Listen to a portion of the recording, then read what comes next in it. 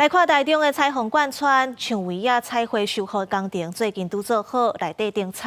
都游客反映讲，这多样的风格和本地彩虹阿公画无同款，感觉怪怪。另外，彩虹文创公司是主张因有著作权，认为市府拍袂使来订漆，拍算要提告。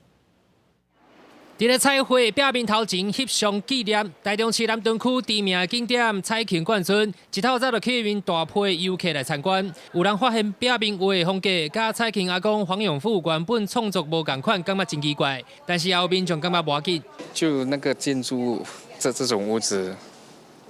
不搭这种的画风。可以啊，可以把自己的想法表达出来，就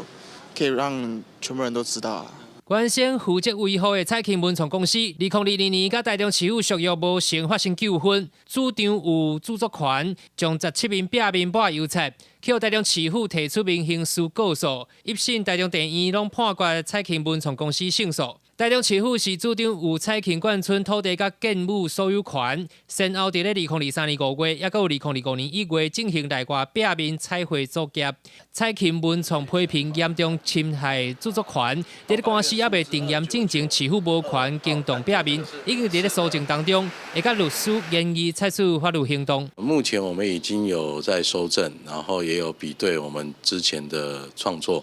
那也在跟律师研拟有侵害著作权的部分，那我们也不排除会有一些行动。彩虹公园围墙补漆一案，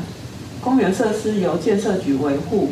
与本次法律诉讼无关。台中市文化局是表示，补漆修复是为着维护公园品质甲整体环境景观，由建设局办理公园设施围墙维护工作，甲法律诉讼无关系。公司新闻台中报道。